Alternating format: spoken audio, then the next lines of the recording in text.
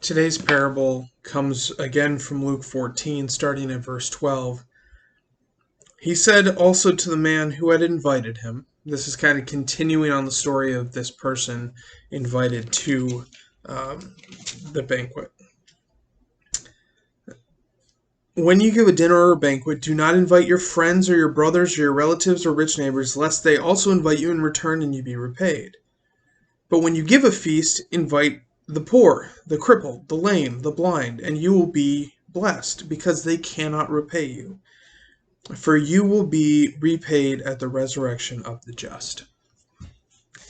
So this is a parable in the sense that he's not just talking literally about feasts.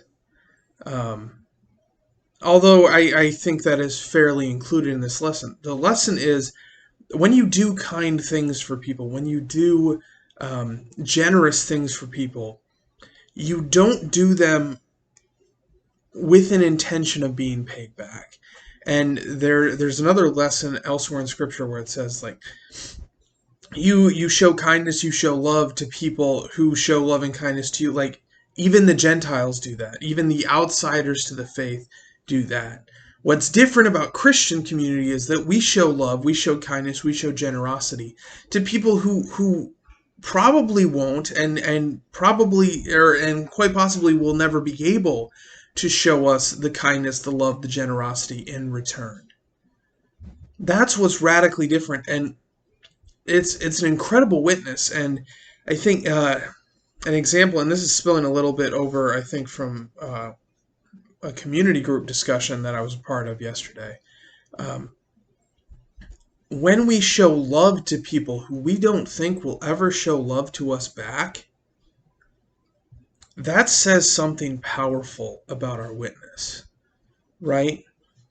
When we show love and kindness to people who radically disagree with us, who have powerfully negative emotions toward us, that says something about us. So that's what this parable calls us to today. And just a couple very practical examples are the homeless. If you're watching this video and you're a local, that is a serious problem in California, is homelessness. Now, if you're going to show generosity, if you're going to show kindness, if you're going to show love to someone who is facing homelessness, the likelihood is they're never going to return the favor. Like the whole, when someone does something nice for someone else and they say, "Oh, thanks for doing that thing for me," and they say, "Oh, you would do the same for me." If you're showing this love, this kindness, this generosity to someone who's struggling with homelessness, the likelihood is they wouldn't be able to do the same thing for you. So there's one example. Another example, again, is loving someone who's not going to love you back. So, say someone hates you for your faith because it means you have a stance on a social issue that they would disagree with, whether that's abortion, whether that's LGBTQ issues, whatever the case may be. Your faith drives you to have a certain stance on a moral social issue, and they disagree, and they hate you because of it. At very least, they dislike you because of it. And you show love and kindness to them, even though they're probably never going to show it back, that says something. So that's what we're called to in this parable. It's to show love and compassion and generosity and kindness, even when it's unlikely that we're going to receive that in return. So that's the challenge that Jesus puts before us today.